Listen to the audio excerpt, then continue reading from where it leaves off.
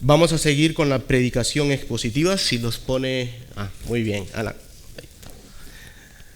Vamos a seguir con la predicación expositiva, la carta de Filipenses. Y si recuerdan, estas últimas semanas que me ha tocado predicar a mí, hemos tenido una hermosa y poderosa cristología. ¿A que sí? Amén. Aquellos que no conocían sobre la kenosis, cómo Dios tomó forma de hombre, condición de hombre, vimos esa diferencia entre forma, lo espiritual, tomó dos naturalezas, dos almas, ¿verdad? Y esa condición, carne, tomó carne, ¿verdad? Se hizo hombre tomando un cuerpo físico. Así que hemos aprendido que Cristo, el Hijo, ¿verdad? Cuando bajó a la tierra, se humilló en obediencia a la ley, tomó cuerpo de hombre, dos almas, dos espíritus, sinónimos para mí. Aquel que crea en la tripartitos, pues tripartito. Yo soy bipartito. Yo creo que alma, espíritu son sinónimos, ¿verdad? Igual que corazón, cuando habla el corazón, alma, espíritu, pues es lo mismo, ¿vale? Porque ahí está nuestro ser. El ser de Dios es espiritual. El Hijo era espíritu, vino, tomó un cuerpo de hombre y tomó también un alma, ¿verdad? Juntos, pero no mezclados, cada uno con sus diferencias, ¿verdad? Hemos aprendido eso. Ahora, ¿por qué Pablo mete una cristología en la palabra? ¿Por qué Dios utiliza a Pablo para meter una cristología y luego de preparar el corazón teológico, ortopraxis, va a meter ahora obediencia? ¿Han visto? Luego el versículo que sigue habla de la obediencia. ¿Qué tiene que ver entonces la teología? La ortodoxia. Pablo nos está enseñando que la ortodoxia sin la ortopraxis, sin la práctica, no sirve de nada. Y no solo eso, que no te va a dejar lugar a duda para que tú le pidas a Dios, ¿puedo hacer esto o no? Sino en una ordenanza, un mandamiento, un imperativo. Filipenses 2:12 al 14. Dice así la palabra del Señor. Por tanto, así pues, de esta manera, lo antes dicho, amados míos, como siempre habéis obedecido, no como en mi presencia solamente, sino mucho más ahora en mi ausencia, ocupaos de vuestra salvación con temor y temblor, porque Dios es el que en vosotros produce así el querer como el hacer, por su buena voluntad. Versículo 14 y terminamos. Haced todo esto sin murmuraciones y contiendas. Oremos, hermanos. Señor Padre, gracias por tu palabra. Oh Señor, te pido que tú tengas el control de mi persona, el control de mi boca. Señor, que utilices palabras sencillas para que mis hermanos puedan entenderlo, los niños, Señor.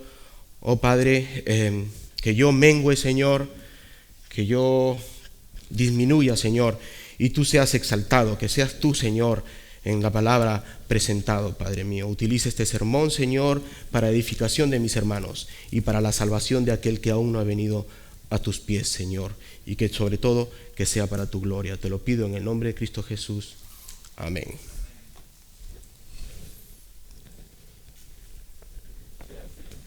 Estoy malo, así que voy a ir con calma. Si me lo permiten, voy a ir con calma. El título, ¿puedes retroceder uno atrás? Fe en acción. Vemos ahí ya fe. ¿Quién da la fe? Dios. Acción. ¿Quién da la acción? Dios. Pero también hay una responsabilidad humana. Hay que producir esa acción, ¿verdad? Así que hoy vamos a hablar de las causísticas. También voy a meter las causas para que entiendan la causa primaria y la causa secundaria. Así que el mandato de cuidar tu salvación. Hay una ordenanza, hay un imperativo, hay un mandamiento que a través de la historia, porque ¿cuál es la obediencia? ¿Qué obediencia está hablando la palabra? Pues a través de la historia, los padres de la iglesia y luego los reformadores han ido creando un abanico de, sacados de la Biblia, extraídos de la Biblia, de obediencias. ¿En qué hay que obedecer? Y le llamaron los reformadores los medios de gracia. Los medios de gracias no son, si quieres tú hacerlo, lo haces. No, son imperativos, por eso son ordenanzas, mandamientos o sacramentos. Sacra. La palabra sacra es, cuando tú pones sacra es algo superior, ¿vale? Extremo, sacra. Como la sacra teología, pues aquí tenemos los sacramentos, mandamientos, ordenanzas, imperativos que debes obedecer sí o sí. Eso es obediencia. No cualquier obediencia, hay que sacarla de la Biblia, hay que extraerla de la Biblia. Entonces los padres de la iglesia, luego los reformadores, han extraído esos mandamientos. Así que el título captura perfectamente esa tensión positiva. Con tensión positiva me refiero a Dios y el hombre, ¿vale? Dios actuando, el hombre actuando, colaborando en ciertas cosas. En la salvación vemos que es Dios quien actúa en la salvación, ¿verdad? En la santificación, ¿quién actúa? Dios y el hombre, una santificación progresiva. Pues en estos versículos vamos a ver esa tensión positiva que existe en el pasaje de Filipenses 2, del 12 al 14, entre causa, siendo Dios la causa primaria, siendo el hombre la causa secundaria, el mandato, que es la obediencia, y te dicen tienes que hacer esto sí o sí, y tu responsabilidad, porque el hombre es responsable. ¿Vale? No, Dios permitió que el hombre cayera y Dios es el responsable. No, el hombre es responsable de sus pecados y es condenado por sus pecados. Fe en acción define inmediatamente que la fe no es algo estático. Dios te dé la fe y punto, ya está, ya tengo la fe. No es algo estático o puramente intelectual, ortodoxia, sino algo que se mueve y se demuestra. Dios te da la fe, ahora tú tienes que demostrar esa fe. También demuestra la tensión entre Dios, entre el don de la fe, que da Dios, el don de la fe, y la responsabilidad del hombre al actuar, ejercer esa fe que te ha sido dada. Es tu responsabilidad actuar y ejercer esa fe.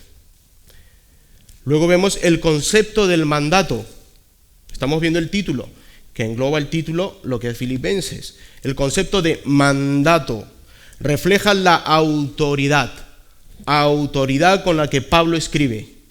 No es una sugerencia. Oye, hermano Jesús, Eduardo, Pepe, ¿quieres hacer esto? Si puedes, dependiendo la cultura, circunstancia, cosmovisión, si quieres. No, Pablo no te está sugiriendo. Es una instrucción para la comunidad de Filipo. A Filipo le está diciendo, tienen que hacer esto. Y dice, así como obedecieron en mi presencia, más aún en mi ausencia tienen que hacer esto. Y no solamente para los lectores de Filipo, sino hasta el día de hoy para el lector actual aquí en IBRM. Es un mandato que traspasa la cultura y el tiempo. La responsabilidad personal, cuidar tu salvación. Ese es el mandato, cuidar tu salvación. Alude directamente al versículo 12, ocupaos de vuestra salvación. Clarifica que aunque Dios es quien salva, y ahí vemos la causa primaria, es Dios quien salva, el creyente tiene la responsabilidad de cultivar y hacer producir ese regalo en su vida diaria, la causa secundaria. En estos últimos 3 sermones hemos hablado sobre el himno a Cristo, un canto profundamente cristológico. Los primeros cristianos lo cantaban, hoy en día se cantan otras cosas, como escribió nuestro hermano Rubén, entre luces y humo, que no puede estar bien, no puede estar mal, cada uno con sus opiniones, pero le cantan más al humanismo, más al yo, ¿verdad? Al yo, que a lo que ha hecho Cristo a través de la historia. Un canto que la iglesia primitiva y piedras de la iglesia que hoy conocemos, se ha perdido tal conocimiento teológico y cristológico. Es una pena que la base fundamental en la cual se construye la iglesia, que es el evangelio, se haya perdido en este tiempo, distrayéndonos en liberalismo, progresismo, humanismo, desplazando la teología cristológica por la crítica liberal e incluso, peor de todo, el materialismo. Es lo que predican hoy en día en algunas iglesias como el movimiento apostólico, profético y algunos carismáticos, no todos. Hermanos, una iglesia de sana doctrina debe vivir en Cristo, predicar a Cristo, el cual es el fundamento de nuestra fe. Mi vivir es Cristo, dice Pablo, ¿verdad? Mi vivir es Cristo, mi morir es Cristo, todo es Cristo para Él. Conociendo esta hermosa base cristológica que ya hemos visto a raíz de 3 domingos seguidos de nuestra fe, esta es nuestra ancla. La cristología es nuestra ancla que nos une a Dios. Y Dios lanza un mandato de cuidar nuestra salvación con temor y temblor. Un comportamiento que todo creyente, cada uno de vosotros, le fue dada. La fe debe responder con temor y temblor. Tú debes responder con temor y temblor. Si tú tienes una fe y respondes a la ligera, como que no te importara, examínate. Algo está pasando en tu vida. Hermanos, antes de sumergirnos a la profundidad de las cartas de Filipenses, solamente 3 versículos muy profundos, quisiera hacerles un llamado pastoral. Abramos el corazón no solo para escuchar una enseñanza, sino para recibir un mandato que es a la vez nuestro mayor privilegio, el cuidar nuestra salvación, el cuidar tu salvación. Pablo escribe a sus amados, qué bonito, los llama amados míos. Con ese mismo afecto, hoy somos llamados a cuidar nuestra salvación. No como quien cuida algo con miedo, temor y temblor, con miedo hay que cuidarlo, no. Con miedo a que se rompa por falta de poder. ¿Podré hacerlo? Temor, no podré hacerlo. ¿Lo estaré cuidando bien? Lo estaré. ¿Te das cuenta? El yo. Ahora el Señor nos va a enseñar que no es tú el que cuida tu salvación. Tú también eres parte del cuidarlo.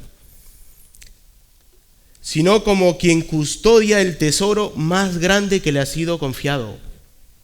Cuidar nuestra salvación es la respuesta de amor la obra que Dios ya ha comenzado, una obra que Dios ya empezó en ti.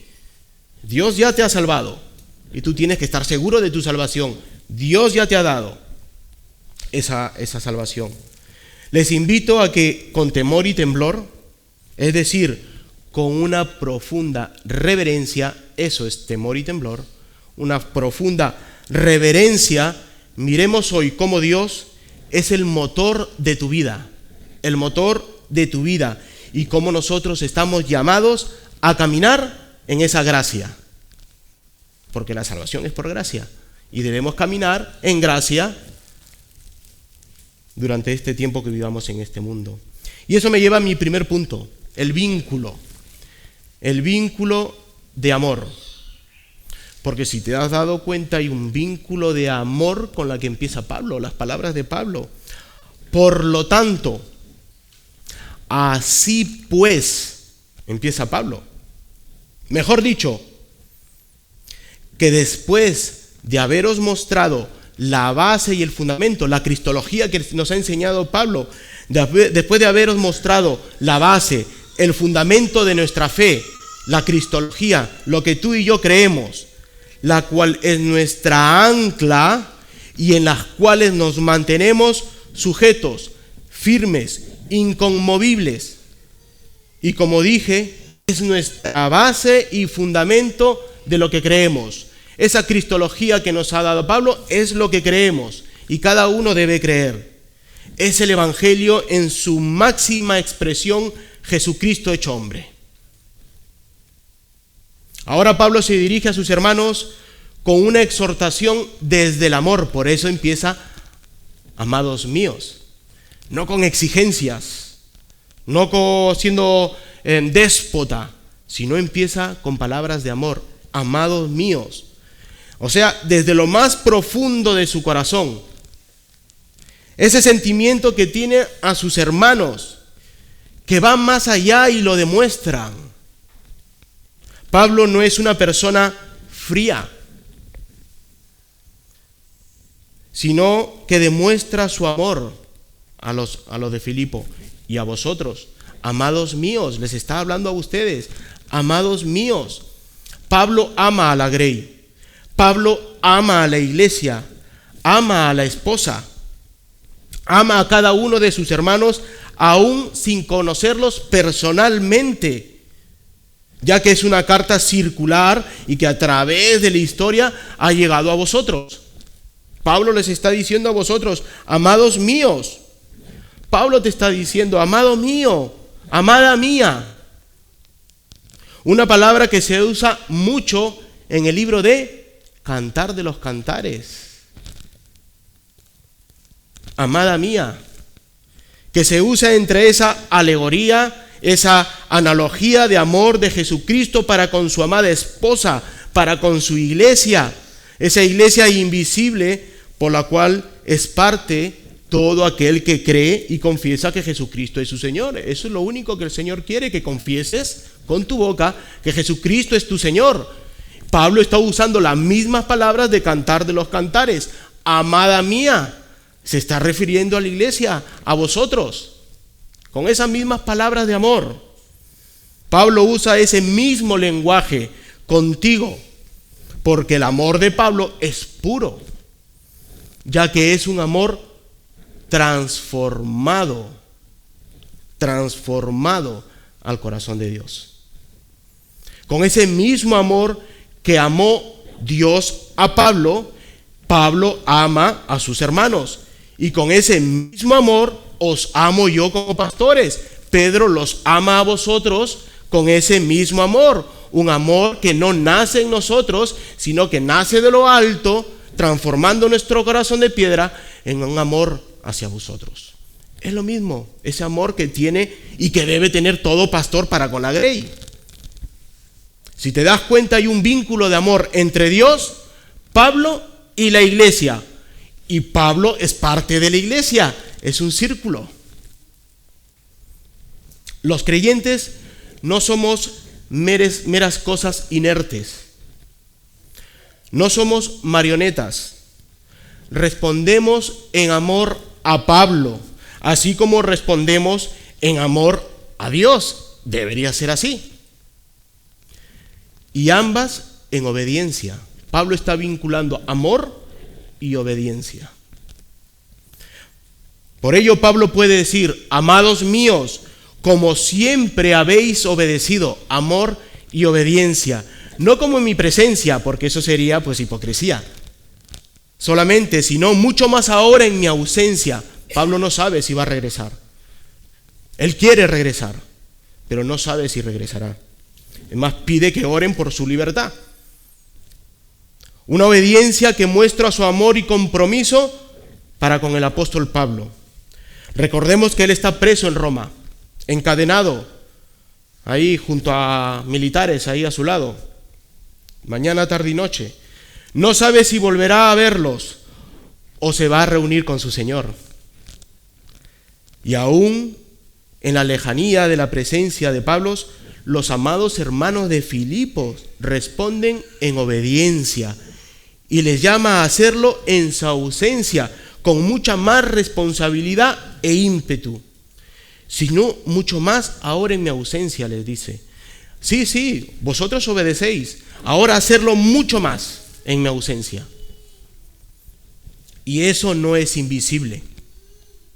Eso no es invisible. Para que Pablo pueda decir que cumplen en obediencias es porque Pablo lo ha visto. Él ha visto la obediencia de los hermanos.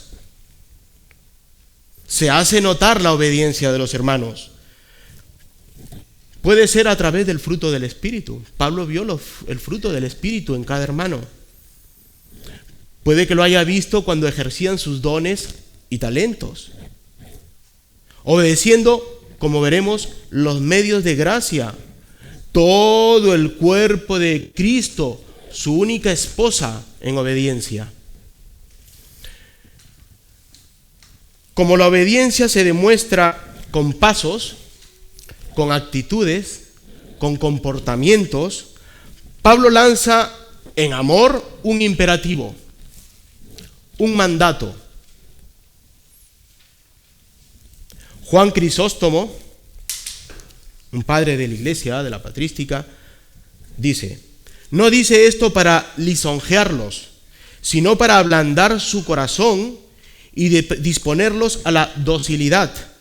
Cuando el discípulo se sabe amado, recibe la corrección y el mandato con alegría, pues entiende que el fin del pastor no es el dominio, sino su salvación. Pablo, en amor, lanza un mandato, un imperativo.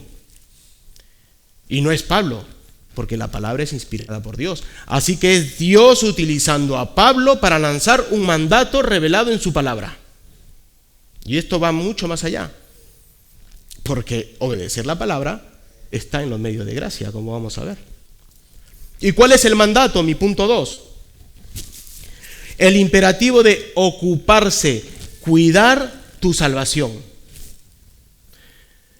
Debemos enfatizar algo muy importante que aquí entra en juego: la responsabilidad humana de cuidar tu salvación. Pero pastor, la salvación es por gracia. Muy ortodoxos, ¿verdad? Muy reformados. Pastor, ¿la salvación es por gracia? Sí, la salvación que te ha sido dada es por gracia. Pero como vemos, su cuidado es tu responsabilidad. Y como veremos, hay una tensión positiva, el cual Dios permite que pase para que vosotros puedan ejercer esa responsabilidad de cuidar vuestra perla que os ha sido dada, porque la salvación es una perla. Pablo os manda, imperativo, un mandato de Dios: ocupaos. ¿Cuándo? ¿En el trabajo? ¿En la universidad? ¿En el colegio? ¿En la iglesia solamente? No, él lo lanza y lo deja abierto para que los 366 días del año, cada 4 años, 365, ocuparse de vuestra salvación. Ocupaos de vuestra salvación con temor y temblor. Todos los días, a toda hora, hasta cuando duermes, ocuparte de tu salvación. Ocupaos, un verbo presente.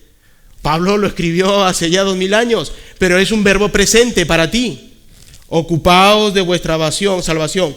Un verbo presente, un imperativo y en plural. Lo lanza para todos. A pesar que es para ti, lo lanza para todos. Un verbo activo. Hay una responsabilidad tuya.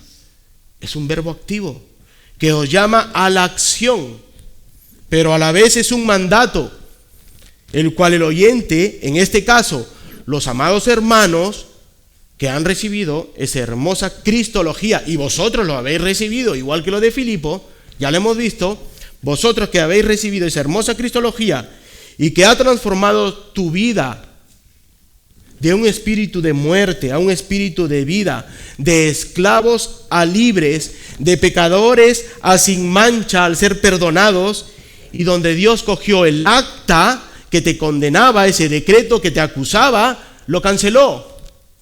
Colosenses 2:14, para los que han agarrado la Biblia, porque creo que no le he puesto. Colosenses 2:14, anulando el acta de los decretos que había contra nosotros, y Pablo se incluye, que nos era contraria, quitándola de en medio y clavándola en la cruz. Y cuando dice que fue clavada en la cruz, quiere decir que fue clavada en el ser de Cristo. No es que agarró la cruz y delante de cruz puso INRI, mancha sin pecados. No, Dios agarró ese decreto y la clavó en el corazón de Cristo. Ahora ya no eres acusado. Ya no hay ningún decreto contra ti, porque ese decreto fue contra el Hijo, contra Jesucristo. Por eso toda la ira cayó sobre Cristo. Pablo, inspirado por Dios, manda a todo creyente que cuide ese regalo, envuelto en actos de Dios Padre y Dios Hijo, que se te es imputado. ¿Cómo? Siendo justificado, y esa justificación que es la fe, la salvación, lo cuides con temor y temblor. ¿Está Pablo queriendo asustar a sus oyentes al decir, tienes que cuidar ese sacrificio de Cristo con temor y temblor? No, ya hemos visto a Crisóstomo que lo hace con amor. Pablo no está queriendo asustar. Está queriendo decir Pablo que la salvación, si no se cuida, se puede perder, porque es lo que interpretan las iglesias de hoy en día, pues que se salen de la ortodoxia, ¿no? De la dogmática reformada. Ellos dicen, no, la salvación se puede perder, especialmente los wesleyanos, porque hay algunos arminianos que creen que la salvación no se pierde. Pero hay los wesleyanos, por ejemplo, que dicen que sí, la salvación se pierde. Ellos sí seguro que lo dicen. ¿Está diciendo Pablo ahí que la salvación se pierde? Pues no, porque dice, ocupaos de vuestra salvación con temor y temblor, punto. No dice, y si no, se pierde. No lo está diciendo, no hay que aumentarle nada. Decir eso es sacar el texto fuera de su contexto. Como ya veremos, la colaboración entre salvación y obediencia, eso es lo que está diciendo Pablo en ese texto, es un regalo inmerecido y una responsabilidad humana. El cuidar tu salvación es un regalo. Pero pastor, si me está diciendo que yo tengo que ejercer en acción, sí, pero recuerden que es Dios el que te pone en ti el querer y el hacer. Es una gracia, un regalo. Tú no lo puedes hacer. Tú no puedes cuidar tu salvación. Es un regalo inmerecido y aparte, junto, una responsabilidad humana. Y hermano, quiero que pongas ahora sí mucha atención. Es un mandato a todo creyente. Pastor, yo me salvo porque yo soy súper ungido, súper santo. No. Es un mandato a todo creyente, incluidos los pastores, los ancianos, los de la alabanza, los profesores de la escuelita dominical, de los jóvenes, todo aquel que ha creído en el Señor como su Salvador, a Jesucristo como su Salvador. Debes cuidar tu salvación, una salvación que te fue regalada. No hiciste nada por conseguirla. Es por pura gracia, como dice Efesios 2, del 8 al 9, porque por gracia sois salvos por medio de la fe, y esto no de vosotros, pues es don de Dios, no por obras, para que nadie se gloríe. El Señor te regaló el don de la salvación. Hermanos, la salvación que tienes hoy es un regalo inmerecido, en la cual no has intervenido, más bien es el Espíritu Santo quien efectúa sin tu permiso el regenerarte. No, Dios es educado y Él pide permiso. No, ¿cuándo naciste de nuevo? ¿Te acuerdas? ¿Te acuerdas por tus frutos? Pero si quitamos los frutos, ¿te acuerdas cuándo naciste de nuevo? No te acuerdas. ¿Quién se acuerda cuándo nació de su madre? Nadie. Pues lo mismo con el Espíritu Santo, ahí está la analogía, ¿verdad? Que Jesús le dice, el Espíritu obra de donde quiere, va de donde viene, como el viento, y no te acuerdas, no sabes. Pero por los frutos nos conocemos. Sin tu permiso eres regenerado, dándote una nueva vida, cambiando tu mente, cambiando tu forma de pensar, y una vez efectuada ese milagro en ti, corres con lazos de amor hacia tu amado Jesucristo. Pero existe una tensión positiva en todo esto, la responsabilidad humana de cuidar este regalo de salvación con temor y temblor. Y no se refiere al miedo, sino a responsabilidad. Y esa responsabilidad trae sentimientos de temor.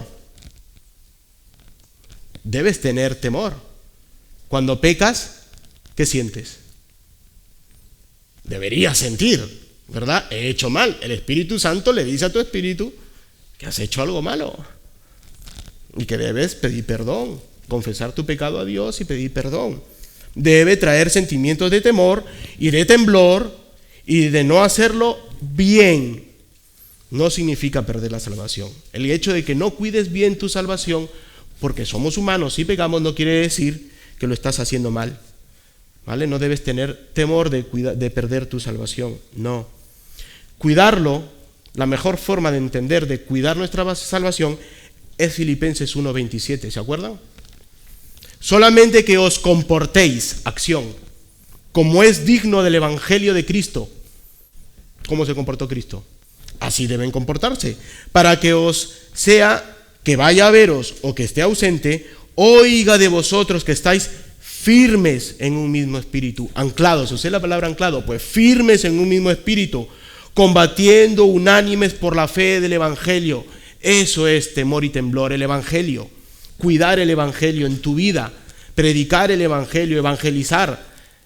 Eso es cuidar tu salvación también.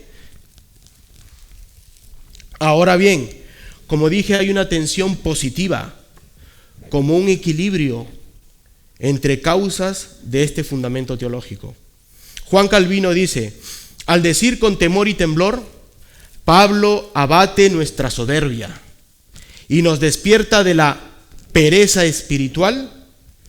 No nos pide dudar de la fidelidad de Dios, sino desconfiar de nuestra propia carne. ¿Es que pecado? Te desanimaste. No confíes en tu carne. La seguridad en Cristo no produce descuido, sino un santo celo por cuidar lo que ya nos ha sido dado. Quita toda pereza espiritual, porque tienes que ocuparte en tu salvación. Esto me lleva al tercer punto, y no es el único. Hoy me he pasado de bautista, he hecho 5 puntos. El fundamento teológico. El fundamento teológico. Quería compensar. Las cristologías que di, no di puntos. Ahora estoy compensando eso. El fundamento teológico, el equilibrio de las causas. Dios como causa primaria y el hombre como causa secundaria. Y esto hay que entenderlo, porque si no entiendes las causas no vas a entender el versículo y te vas a salir como los carismáticos los creen, ¿no? Que la salvación se pierde. Pero hay que entender las causas.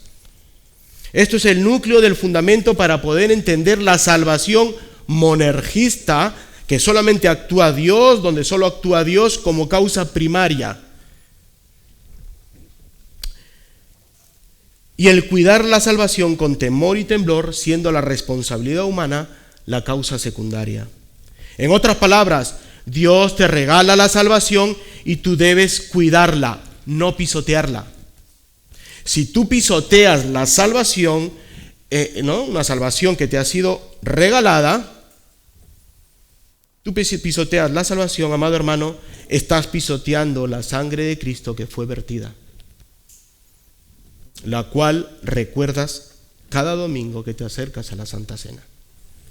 Por eso hay que tener cuidado con los pecados. No, el pecado es desobediencia, va mucho más allá.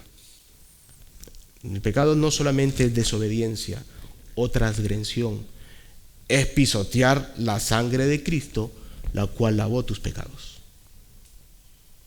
A veces tomamos muy a la ligera el pecar, el pecadito ese sencillo.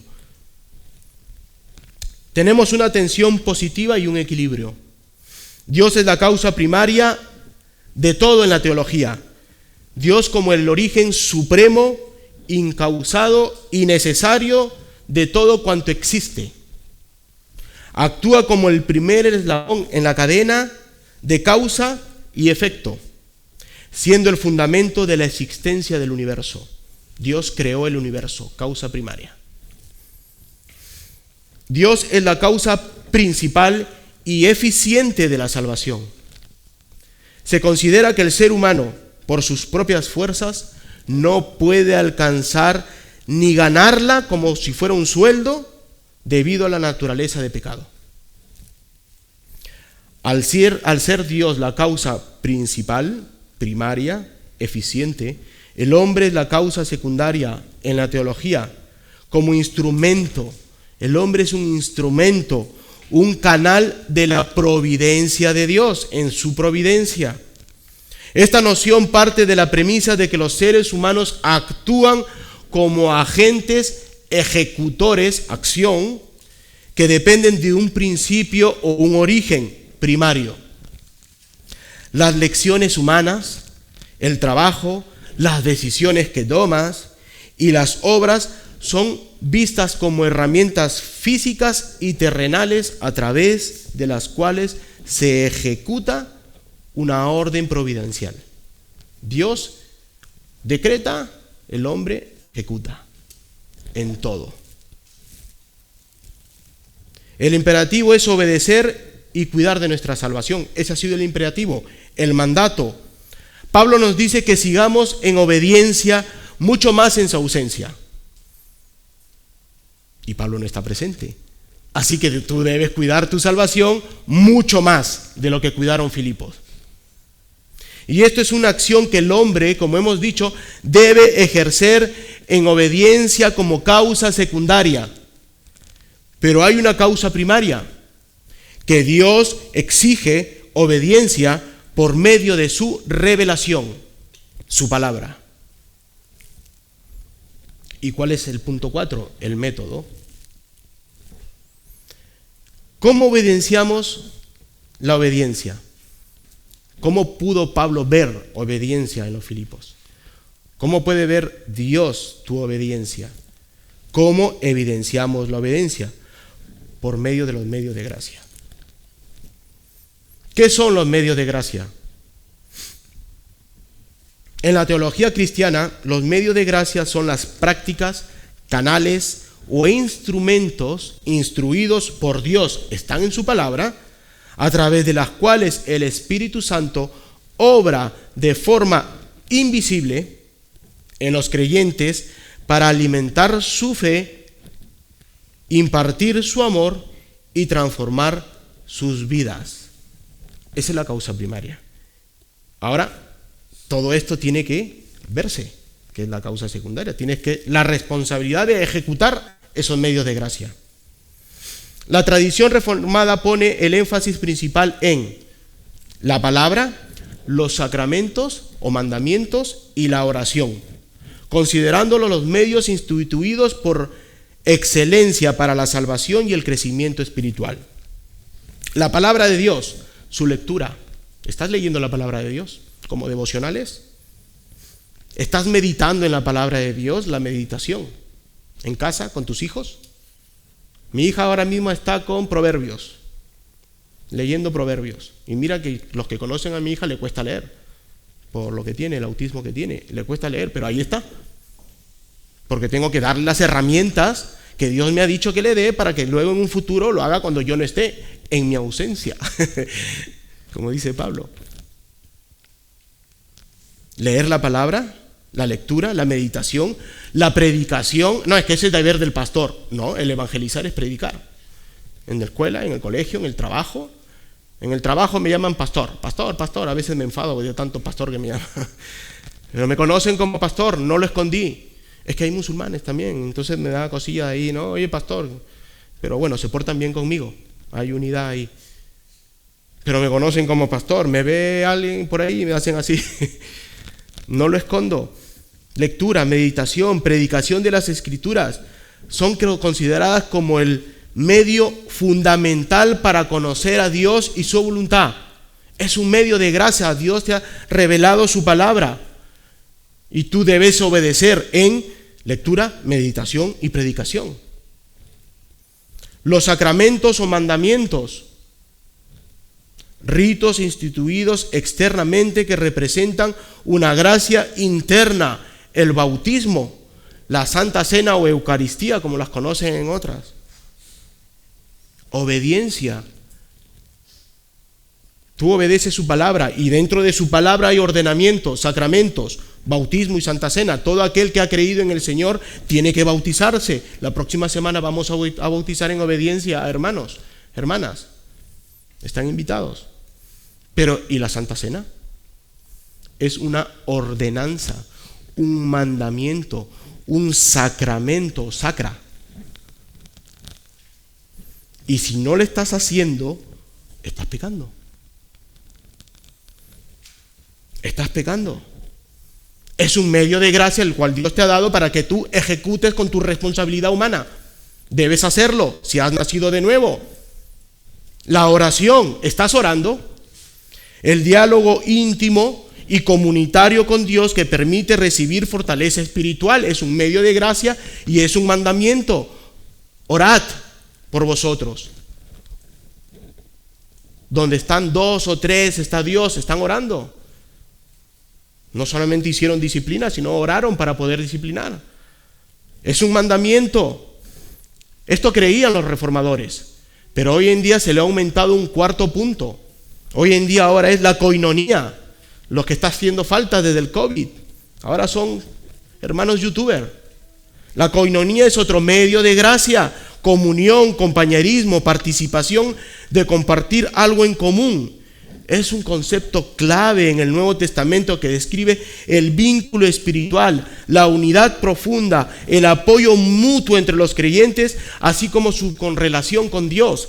No solamente es la ayuda mutua y el compañerismo, sino la relación de todos vosotros como piedras vivas con Dios. Así que no solamente es la palabra, los sacramentos o mandamientos, la oración, sino también la koinonía. El Espíritu Santo te lleva a participar de una asamblea, que es lo que significa iglesia, asamblea de hermanos.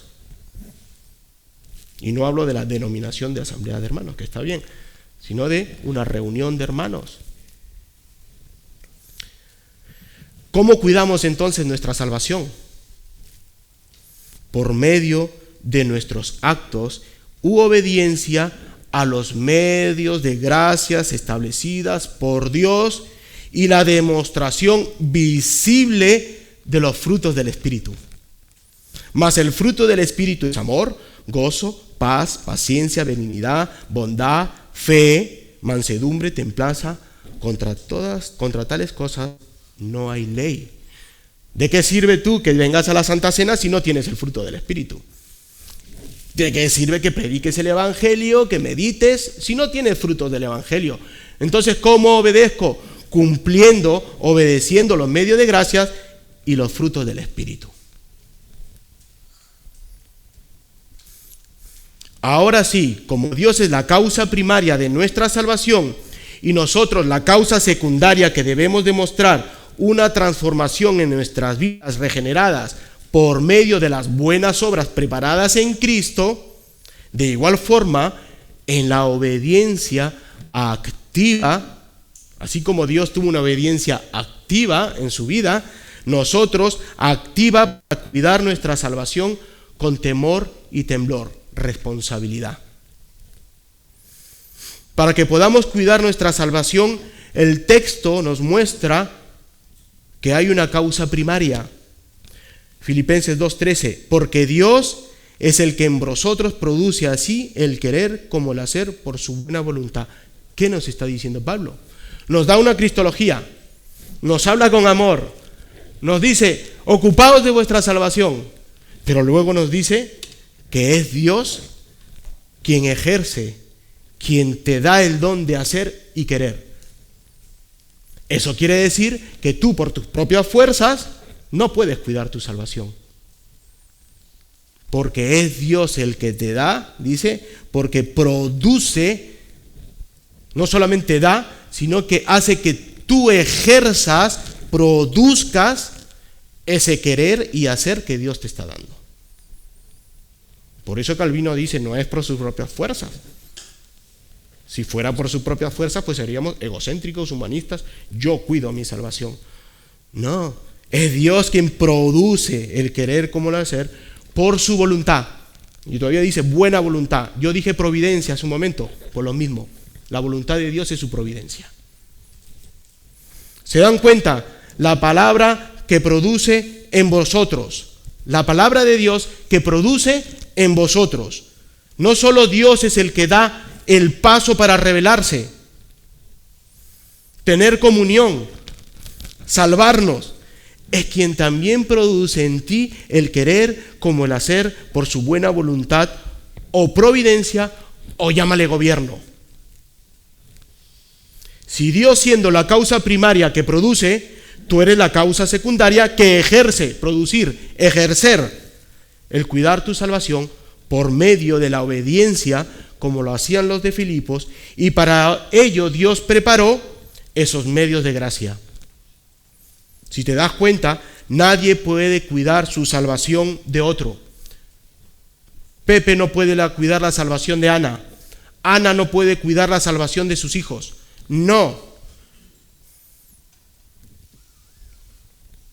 El mandato de cuidar nuestra salvación es para cada individuo. Tú debes cuidar tu salvación, ocuparte de tu salvación. Sí, Dios salva almas individuales. No creemos, al menos yo, que Dios salva corporativamente, como algunas religiones, incluso algunos bautistas, creen que salvan naciones. Y ustedes han escuchado, España para Cristo, como si salvara a España. España no va a existir en el nuevo mundo, cuando Dios haga nueva tierra, nuevo mundo. Seremos de una sola ciudadanía, un solo reino, el reino de Dios. Dios no salva corporativa ni naciones, salva almas individuales. Nuestra responsabilidad es individual. Hermanos, tú cuidas con temor y temblor, mejor dicho, con responsabilidad y reverencia a lo que Dios ya te ha dado. El don de la salvación que te fue dado. Sí, Dios salva almas individuales, no corporativas, ¿no es verdad? Sino que tú tienes la responsabilidad, tienes la reverencia. Entonces, pastor, ¿es mi responsabilidad de cuidar mi salvación? Sí, es tu responsabilidad de cumplir en obediencia, cuidar tu salvación. Pero es Dios quien pone el querer como el hacer, dándote los medios para poder ejercer con responsabilidad que tenemos como hijos, miembros del reino de Cristo. Es tu responsabilidad en el reino de Cristo ocuparte de tu salvación. San Agustín dice, Dios que te creó sin ti, no te salvará sin ti. Él opera en nosotros el querer y el hacer, pero cuando Él opera, nosotros ejercemos, cooperamos. Dios es la fuente de la gracia, o sea que solamente actúa Él, pero el hombre es quien debe beber de ella con gratitud. Dios es la fuente y tú bebes de ella. La iglesia debe cuidar la salvación de los hermanos. Ya no digo que Ana o Pepe deben cuidar del uno, sino la iglesia debe cuidar la salvación de los hermanos, sí. Sí. Según la teología y la doctrina bíblica y reformada, la iglesia tiene la responsabilidad de velar, cuidar y pastorear la vida espiritual de sus miembros. Esto incluye ayudarlos a perseverar en la fe, a animarlos, a empujarlos, a ayudarlos, guiarlos a perseverar en la fe, corregirlos en amor y animarlos a vivir una vida santa. El cuidado mutuo y la edificación dentro de la congregación es fundamental en varios principios bíblicos y claves. Uno, un principio bíblico, la exhortación mutua. Se anima a los creyentes a animarse, a edificarse cada día, como dice Hebreos 3:13. Antes, exhortaos los unos a los otros cada día, entre tanto que se dice hoy, para que ninguno de vosotros se endurezca por el engaño del pecado. Cada día, o sea, hoy, Pablo, más claro, dice Pablo, hoy. Disciplina y restauración, mira, no solamente es la exhortación mutua, el cuidar la salvación de tu hermano dentro de la iglesia corporal, sino disciplina y restauración. Cuando un hermano cae en pecado, los ancianos deben ejercer la disciplina. Los ancianos ejercen como gobierno la disciplina y la iglesia tiene la labor de restaurar. Y cuando iglesia incluye los pastores y ancianos. Los ancianos ejercen la disciplina que deben tomar en oración, meditación. Pero la iglesia, hermanos, la corporación, la asamblea tiene la labor espiritual de restaurarlo con mansedumbre y guiar al hermano al arrepentimiento. Es tu labor. Gálatas 6:1, hermanos, si alguno fuere sorprendido en alguna falta, vosotros, le está hablando a la iglesia, vosotros que sois espirituales, restauradle con espíritu de mansedumbre. No dice hacerle disciplina. A la iglesia no le está mandando a hacer disciplina. Es labor de los ancianos, de los pastores. A la iglesia le está diciendo restauradlo con espíritu de mansedumbre, considerándote a ti mismo. Cuando vayas a tu hermano que está en pecado para restaurarlo, considérate a ti mismo. No sea que tú también seas tentado o caigas en el mismo pecado, como Adán. Adán, en vez de restaurar a su mujer, comió de la manzana o de la higo, o como quieras llamarle. Se la atragantó aquí. ¿Cómo cuidamos la salvación de nuestros hermanos? Con un cuidado práctico. El Nuevo Testamento enfatiza el mandamiento de los unos a los otros, lo que incluye orar, llevar las cargas y cuidar del bienestar espiritual de la comunidad. Gálatas 6:2, sobrellevad los unos a los otros, ¿qué cosa? Las cargas, y cumplid así la ley de Cristo. ¿Cuál es la ley de Cristo? Amad a Dios sobre todas las cosas, ¿verdad? Y a tu prójimo como a ti mismo. ¿Quién es tu prójimo? ¿Tu hermano? No, tu prójimo es cualquier ser humano creado por Dios. Eso incluye creyentes y creyentes. Si no, no tuviéramos al gran samaritano, ¿no? El buen samaritano. Aunque la salvación es un acto personal, un regalo de Dios, la comunidad de fe funciona como una red de apoyo, rendición de cuentas y protección espiritual para evitar que el creyente se desvíe de su camino. Tienes un gran trabajo y una gran tarea que hacer en la iglesia local. Y mi último punto, el quinto, el fruto, una evidencia externa. No, pastor, la evidencia externa es el bautismo, no. El sello, la marca del bautismo es el Espíritu Santo, ¿vale? Es el Espíritu Santo quien te sella y te bautiza, te regenera, te transforma. Filipenses 2:14, haced todo sin murmuraciones y contiendas. El fruto de una evidencia externa es a través de murmuraciones y contiendas. No, lo contrario. Comportamiento y autoevaluación dentro de la comunidad. Marta me está llamando, Martica. Bueno, luego la llamo. Comportamiento y autoevaluación dentro de la comunidad.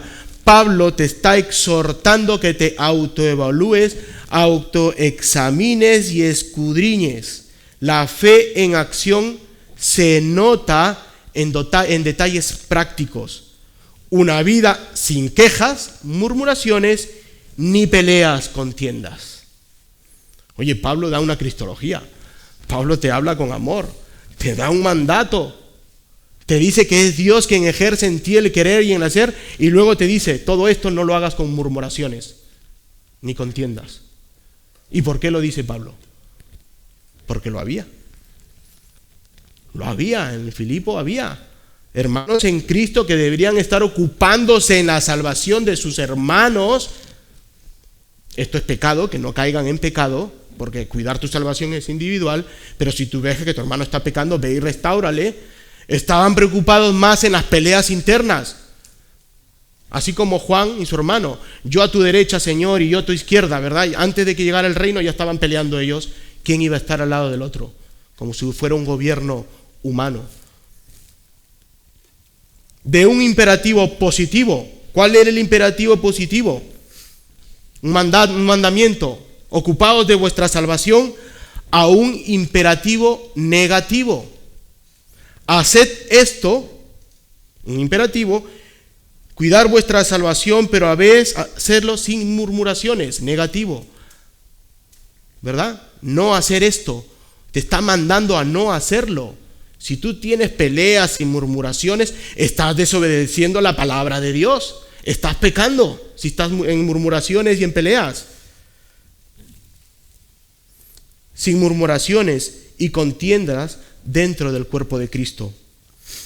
El comportamiento, evitar murmuraciones y contiendas, es la prueba de fuego.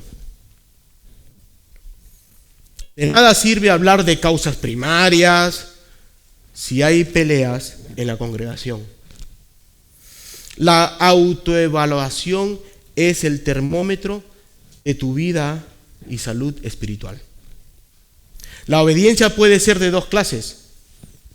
Los que tienen hijos e hijas. A regañadientas o voluntaria. Tú mandas a hacer la cama de tu hijo y lo va a hacer. O lo hace con amor y alegría, o lo hace chillando los dientes. Pero va a obedecer. Porque no te dice aquí, si quieres hazlo, si no lo haces. Lo tienes que hacer. Depende de ti si lo haces a regañadientas o lo haces voluntariamente. ¿Cuál de las dos estás cumpliendo cuando cuidas tu salvación? Cuando te ocupas de cuidar tu salvación. ¿A regañadientas o voluntaria? Debemos obedecer todos los preceptos. Debemos obedecer todos los mandamientos de Dios de buena gana. De tal manera que no se revele la voluntad del hombre en ellos por medio de quejas, de descontento, regañadientas, ni la mente por medio de continuos y sutiles argumentos. Es que yo lo pasé mal este día, es que yo estoy en una encrucijada con dos problemas muy graves, sí. Todos vivimos en encrucijadas con problemas graves y tenemos días malísimos. Pero por encima de eso, Dios te está diciendo, ocupaos de vuestra salvación, ¿verdad? Con buena voluntad. Martín Lutero: las murmuraciones y contiendas son el veneno de la fe. Destruyen la paz de la iglesia que Cristo compró con su sangre. Obedecer a Dios es mantener la unidad. El verdadero cristiano demuestra que Dios está obrando en su interior cuando su lengua y sus acciones edifican la casa del Señor. Para terminar, un llamado pastoral.